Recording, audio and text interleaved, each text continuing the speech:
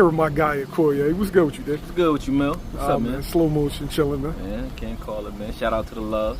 Shout out to the love. Shout out to the love, man. Yeah, the GOAT, man. Yeah, 100%. That's why we here, right? D, you're throwing a show. Yeah.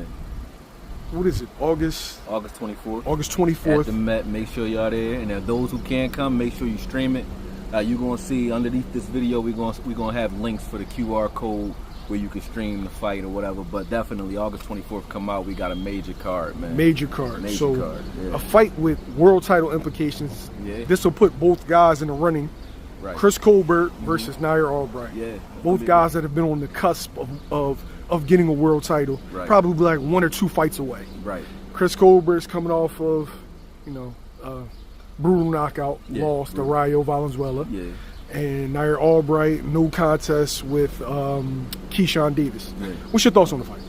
I mean, I think that's a great matchup. I think that Nair is one of those guys that feels like he needs to be at the top, and he needs another fight, another 2 fights maybe to prove that he's ready for that top upper echelon space. I think that fight with Keyshawn, when you look at it, was a good fight for him, good showing. So he's like on the rise in my opinion. I didn't look at that as like a bad outing, even though it was no contest. And then Colbert, people give him a bad name because when you lose on social media and you get knocked out, people they're gonna meme you up.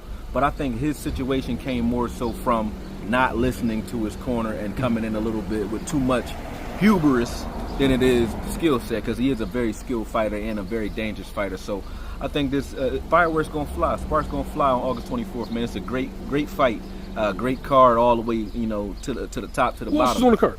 You got B.Y. Jennings on the card. He's coming back in this fight. There's a lot of heavyweight implications out there now, especially with Wilder losing. There's a lot of stuff going on. Fury losing. Saudi Arabia throwing around that money. There's money flying around. So he gonna do well after this fight. I really do feel like that. But he just needed something to get his feet wet. So I look at this as more like a comeback fight for him.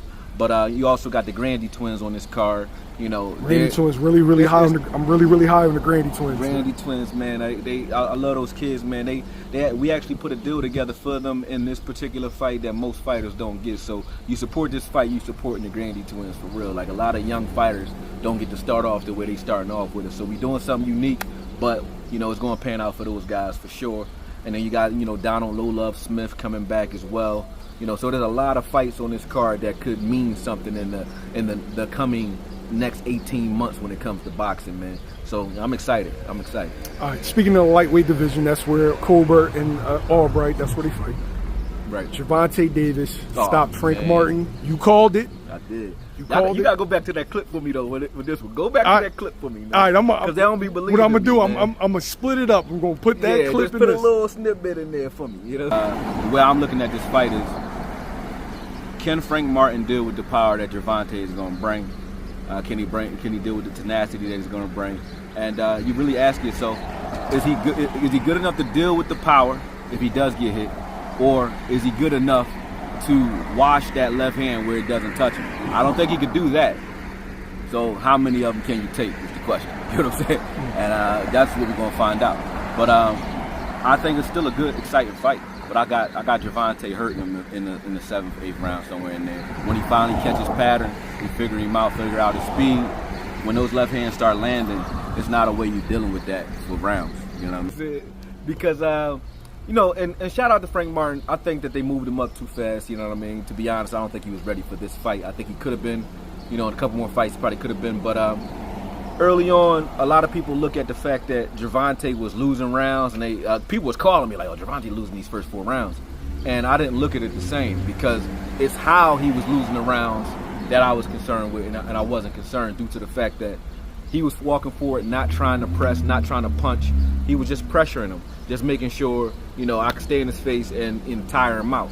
He wasn't trying to fight early on in the fight because Frank Martin was pretty strong in the beginning.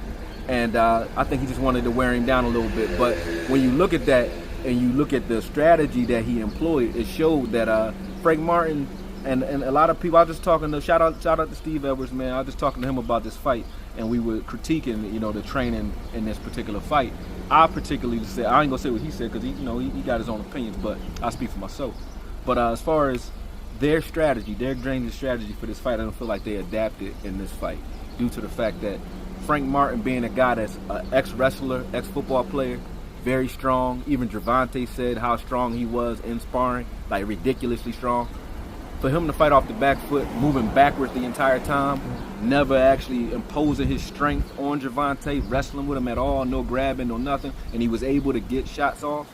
His strategy to me should have been a little bit different. And I know hindsight is 20/20, but you should touch and grab in that particular fight. Not give Gervonta so much space and not use his footwork so much where you wore yourself down. But it happened. So the first 4 rounds, he wore himself out with that footwork that everybody was talking about. And once he slowed down, Gervonta was able to time him. He found him, and he started putting those punches together and got him out of here, man. So I think the conversation needs to be had that Gervonta has to be at this point in the conversation for top pound for pound, one of the top pound for pound fighters out there right now, because he can box. He's showing he can box. He's showing that he's not just a hood kid with no IQ that's just slugging. You know what I mean? Because that was strategy that you saw him employ in that fight. It takes patience to be able to say, hey, I know I'm losing rounds. I know I'm taking shots, and not get anxious and try to get none of that back. He set it in the corner. You know what I mean?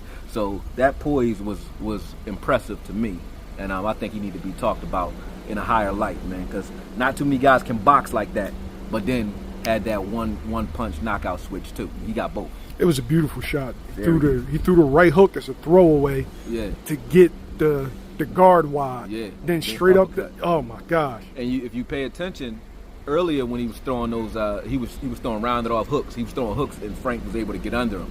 He let him do that. The adjustment it was like a shovel hook. He brought that uppercut as like a shovel hook is less of a straight up uppercut, but more like a 45-degree angle hook. And he brought that down and caught him. You know what I mean? So the way he timed him up for that was crazy. He set him up for that for the last from round 4 or 5. You'll see it. You know, he was throwing hooks at first and throwing overhands at first and trying to punch down at Frank. And then he started coming up with him, man. And once he did that, he just made him duck right into that shot. He ducked into it and it was over, man. It was over.